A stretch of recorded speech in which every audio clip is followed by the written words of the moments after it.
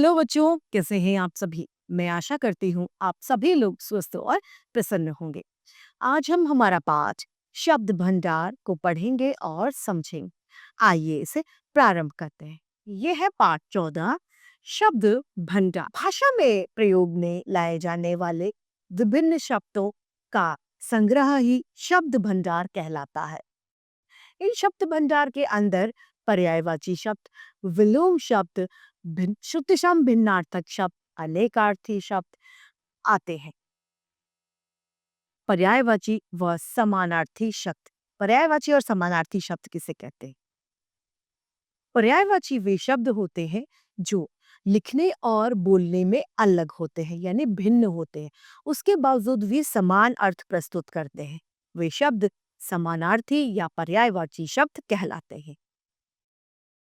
इन वाक्यों में आदर के लिए सम्मान शब्द प्रयोग किया गया है। फिर भी वाक्य के अर्थ में कोई भी बदलाव नहीं आया, क्योंकि आदर और सम्मान एक ही बात है, एक ही अर्थ प्रकट कर रहे हैं। एक समान अर्थ प्रकट करने वाले शब्द ही पर्यायवाची शब्द होते हैं। या फिर हम व्याकरण की दृष्टि से कहें तो ऐसे शब्द जो समान अर्थ बताते हैं वे समानार्थी या पर्यायवाची शब्द कहलाते हैं। जैसे कि सूर्य, रवि, दिवाकर, आदित्य, सूरज, ये सभी क्या है? सूर्य के पर्यायवाची, जो बोलने और लिखने में जरूर भिन्न है, लेकिन इनका अर्थ एक ही है, सूरज। आइए यहाँ पर कुछ हमें पर्यायवाची शब्दों की सूची दी गई है, इसे पढ़ते हैं। पहला है अंधकार। तम, तमस, तिमिर, अंधेरा। अतिथि, मेहमान, पाहुना, आगंतुक तथा अभ्यस्त। अग्नि, अनल, पावक, अनली, दवानल। अमृत, सोम, सुधा, अमेर, पीयूष। घोड़ा, हे तुरंग, अश्व, घोटक। असुर, राक्षस, दानव, निशाचर, दानुज। आसमान, नभ, व्योम, गगन, अंबर। आंख, नेत्र, नयन, चक्षु, लोचन। आनंद, खुशी, हर्ष, प्रमोद, विनोद। देवता, सुर, देव, निर्जर, अमर। दुख, कष्ट, पीड़ा, ताप, व्यथा। इच्छा, चाह, कामना, अभिलाषा, आकांक्षा। ईश्वर, ईश, परमात्मा, जगदीश, प्रभु। इंद्र, सुरपति, नरेंद्र, देवराज, देवेंद्र। कमल, पंकज, सरोज, नीरज, अंबुज। कपड़ा, वस्त्र, चीर, अंबर, पट। गाय, गो, धेनु, सुरभि, गौ।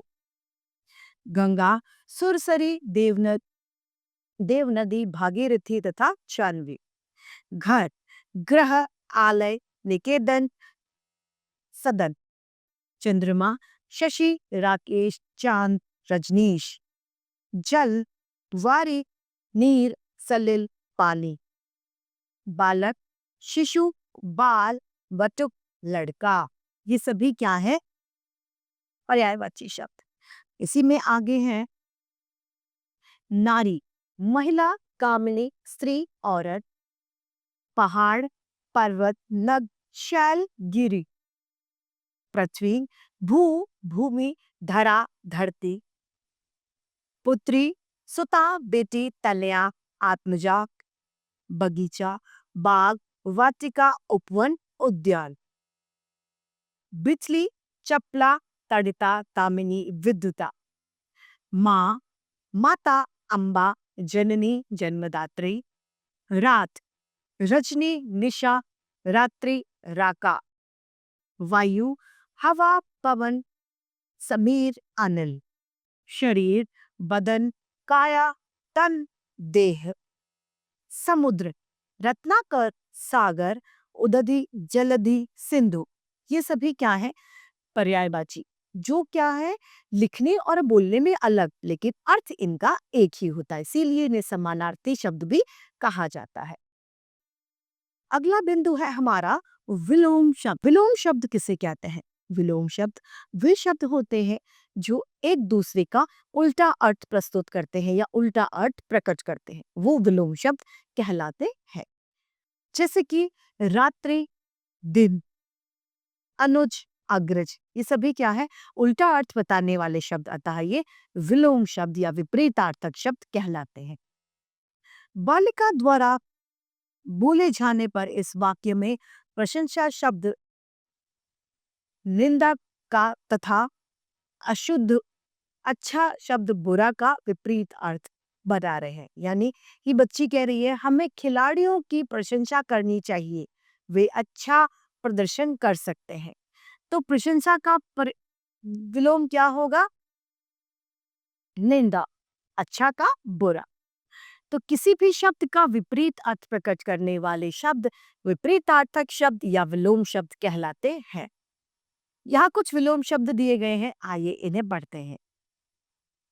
अधिक, कम, अनुज, अग्रज, अमृत, विष, अंधकार, प्रकाश, अपमान, सम्मान, अपना, पराया, आदि, अंत, आय, व्यय, आकाश, पाताल, आशा, निराशा, इच्छा, अनिच्छा, अवकार, अपकार, एक, अनेक, कृतज्ञ, कृतज्ञ, चतुर, मूर्ख, घृणा, प्रेम, ज्ञान, अज्ञात, दुर्लभ, सुलभ, सरल, कठिन, धन, निर्धन, स्वतंत्र, परतंत्र, सत्य, असत्य, जीवित, सजीव, निर्जीव, पाप, पुण्य, हानि, लाभ, अभिशाप, वरदान, प्राचीन, नवीन, हर्ष, विषाद, बलवान, बलहीन, स्वस्थ, अस्वस्थ, एकता, अनेकता, ये सभी क्या कर रहे हैं? एक दूसरे से उल्टा अर्थ प्रकट कर रहे हैं, इसीलिए इन्हें विपरीतार्थक या विलोम शब्द कहा जाता है। अगला बिंदु है हमारा तीसरा, श्रुतिसम भिन्नार्थक शब्द। श्रुतिसम भिन्नार्थक शब्द क्या होते हैं? जो सुनने में हमें एक जैसे लगते हैं, लेकिन इनके अर्थ जो है वो भिन्न होते हैं, यानी अलग होते हैं। एक बाग में, मैं बाग में टहलने जा रहा हूँ। जंगल में बाघ रहते हैं। अब बाघ और बाघ में बहुत कम अंतर है, लेकिन इनका अर्थ बहुत ज्यादा है। इस बाघ का अर्थ क्या है? उपवन या बगीचा, और ये बाघ एक भयानक जानवर है। तो यानी इनके अर्थों में पूर्णतः भिन्नता होती है।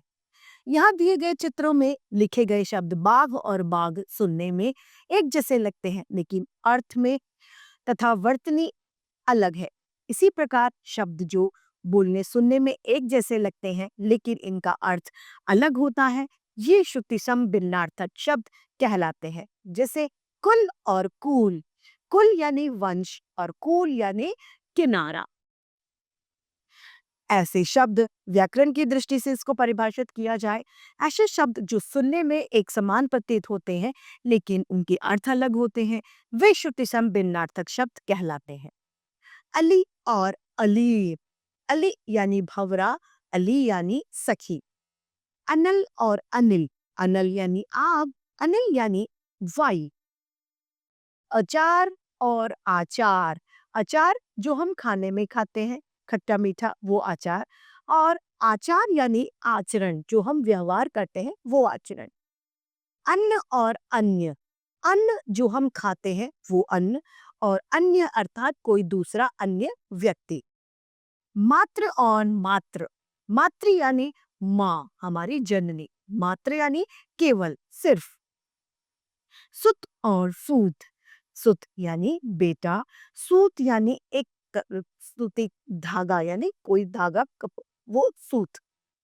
सामान तथा समान, सामान यानी कोई भी समान वस्तु, चीज सामान है, और समान यानी एक बराबर, समान।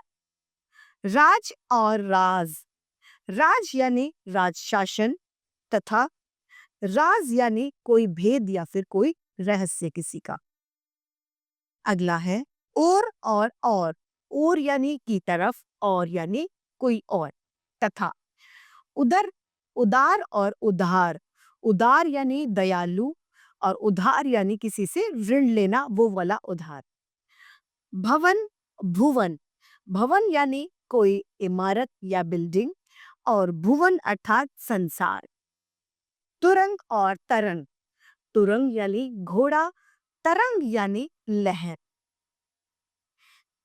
पीता और पिता। पीता यानी पानी को पीना और पिता यानी जनक यानी हमारे पापा। शोक और शौक। शोक यानी किसी का दुख और शौक यानी रुचि। लोटा और लौटा।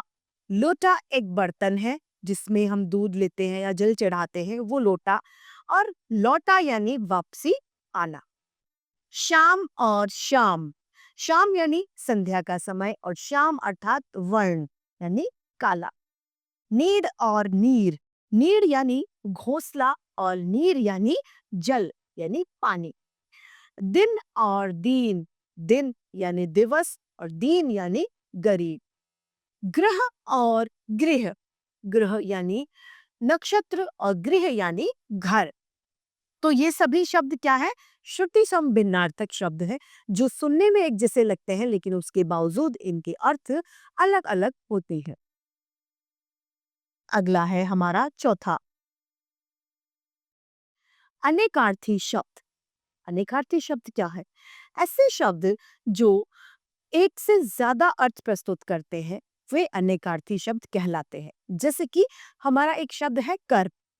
कर का मतलब काम करना भी होता है, कर का मतलब टैक्स भी होता है यानी लगान, और कर का मतलब हाथ भी होता है। यानी एक शब्द के एक से ज्यादा अर्थ, वो है अनेकार्थी शब्द। आइए इसे पढ़ते हैं। आज मुझे उत्तर की ओर जाना है।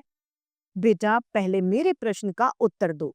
ये शब्द एकदम एक जैसे हैं, हूबहू है, उसके बावजूद इन दोनों का अर्थ अलग अलग है। यही शब्द क्या है?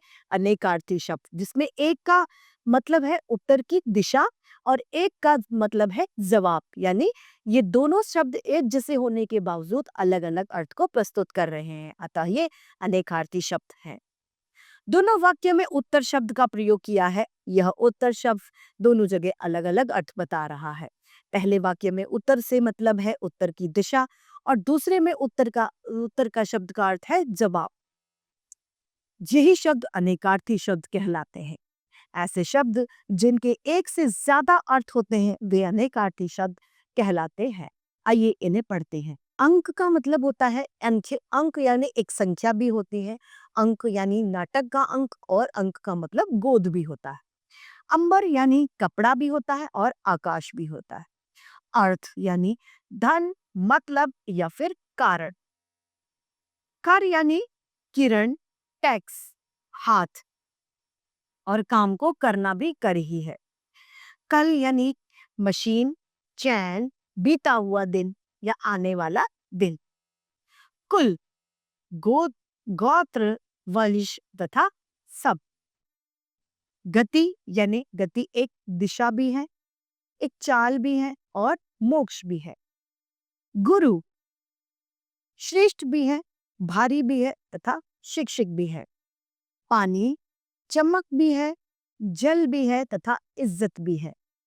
चीर यानी रेखा भी है, वस्त्र भी है तथा चीरना भी है। तीर यानी किनारा और तीर कमान चलाने वाले बाण भी है। दल यानी सेना भी है, समूह भी है तथा पत्ता भी है। वन पति, वरदान तथा श्रेष्ठ। वर्ण रंग, जाति या फिर अक्षर। कनक धतूरा, सोना या फिर गेहूं। नग यानी वृक्ष, नगीना तथा पर्वत। ये सभी क्या है? अनेकार्थी शब्द है। एक शब्द के एक से ज्यादा अर्थ वाले शब्द है। तो इसी अनेकार्थी शब्द के साथ में हमारा ये पाठ समाप्त होता है। मैं आशा करती हूँ आप सभी को यह पाठ भलीभांति रूप से समझ में आया होगा। आज के लिए इतना ही, फिर मिलते हैं। धन्यवाद।